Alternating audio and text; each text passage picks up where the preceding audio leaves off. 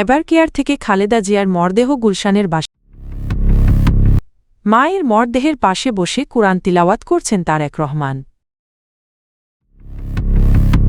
খালেদা জিয়ার জানাজা দাফন ঘিরে ২৭ প্লাটুন বিজিবি মোতায়েন।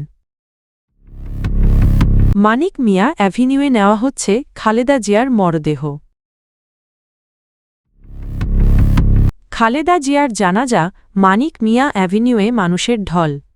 বিএনপি চেয়ারপারসন ও সাবেক প্রধানমন্ত্রী বেগম খালেদা জিয়ার মরদেহ এভারকেয়ার হাসপাতাল থেকে গুলশানের বাসভবনে নেওয়া হয়েছে। বুধবার সকাল ৯টার কিছু আগে বাংলাদেশের জাতীয় পতাকায় মোড়ানো একটি গাড়িতে করে হাসপাতাল থেকে তার মরদেহ বহনকারী অ্যাম্বুলেন্স রওনা হয় এবং সকাল ৯:৩০টার দিকে গুলশান অ্যাভিনিউয়ের ১৯৬ নম্বর বাসায় পৌঁছায়। প্রাথমিকভাবে খালেদা জিয়ার মরদেহ তাঁর দীর্ঘদিনের বাসভবন ফিরোজায় নেওয়ার কথা থাকলেও পরে তা বিএনপির ভারপ্রাপ্ত চেয়ারম্যান তারেক রহমানের গুলশানের বাসায় নেওয়া হয়। সেখানে দলীয় নেতাকর্মী স্বজন ও শুভানুধ্যায়ীরা শেষবারের মতো শ্রদ্ধা জানানোর সুযোগ পাবেন। এরপর জানাজার জন্য মরদেহ নেওয়া হবে মানিক মিয়া অ্যাভিনিউয়ে। জানাজা শেষে রাষ্ট্রীয় মর্যাদায় তাকে দাফন করা হবে তার স্বামী শহীদ রাষ্ট্রপতি জিয়াউর রহমানের কবরের পাশে। এদিকে এভারকেয়ার হাসপাতাল ও আশপাশের এলাকায় নেওয়া হয়েছে কঠোর নিরাপত্তা ব্যবস্থা। Special security force SSF, president guard regiment, PGR border guard, Bangladesh, BGB police ও র্যাব সদস্যরা দায়িত্ব পালন করছেন। হাসপাতালের প্রধান ফটক কাঁটাতারের ব্যারিকেড দিয়ে ঘিরে রাখা হয়েছে এবং রোগী ও স্বজন ছাড়া অন্য কাউকে প্রবেশ করতে দেওয়া হচ্ছে না। বিএনপি চেয়ারপারসন ও সাবেক প্রধানমন্ত্রী বেগম খালেদা জিয়ার মরদেহ এভারকেয়ার হাসপাতাল থেকে গুলশান অ্যাভিনিউয়ের ১৯৬ নম্বর বাসায় নেওয়া হয়েছে। সেখানে মরদেহের পাশে বসে কোরআন তেলাওয়াত করতে দেখা গেছে তার বড় ছেলে বিএনপির ভারপ্রাপ্ত চেয়ারম্যান তারেক রহমানকে। বুধবার সকাল ১০টা ২৭ বিএনপির ভেরিফাইড ফেসবুক পেজে প্রকাশিত এক ভিডিওতে তারেক রহমানকে কোরআন তেলাওয়াত করতে দেখা যায়। এর আগে সকাল ৯টা ১৭ খালেদা জিয়ার মরদেহ গুলশানের ওই বাসায় পৌঁছায়। বাসাটির পাশেই তাঁর সাবেক প্রধানমন্ত্রী ও বিএনপি চেয়ারপারসন বেগম খালেদা জিয়ার জানাজা ও দাফন উপলক্ষে রাজধানীতে সর্বোচ্চ নিরাপত্তা ব্যবস্থা গ্রহণ করা হয়েছে।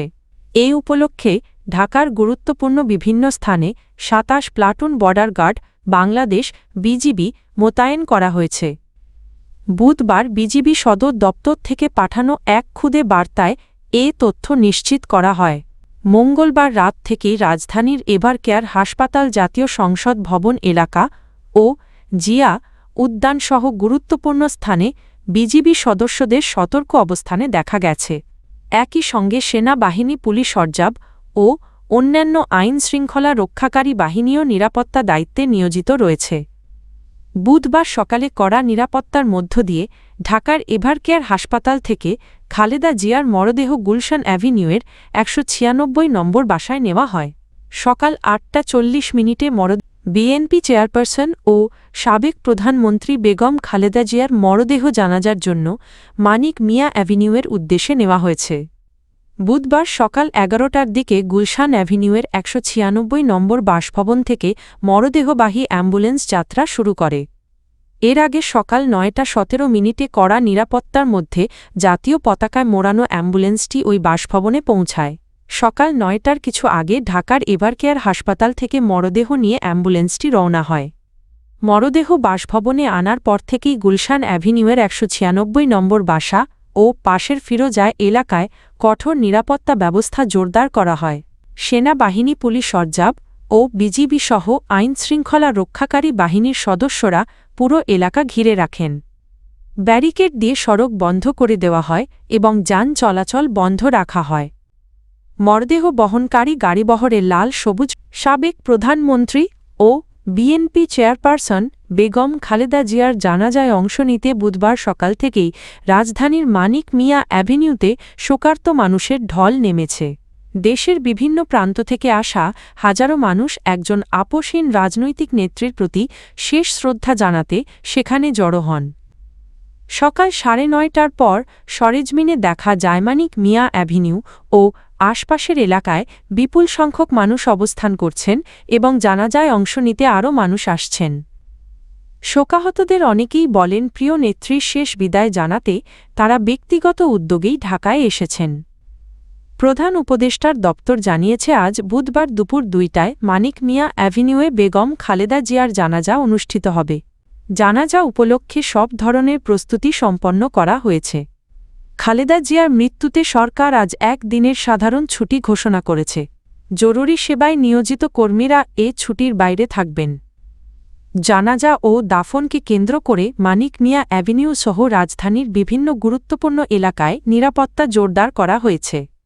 বিজিবি সহ আইনশৃঙ্খলা রক্ষাকারী বাহিনীর সদস্যরা মোতায়েন রয়েছেন। উল্লেখ্য মঙ্গলবার ভোর 6টায় ঢাকার এভারকেয়ার হাসপাতালে চিকিৎসাধীন অবস্থায় ৭৯ বছর বয়সে ইন্তেকাল করেন সাবেক প্রধানমন্ত্রী বেগম খালেদা জিয়া। ইন্না লিল্লাহি ওয়া ইন্না ইলাইহি রাজিউন।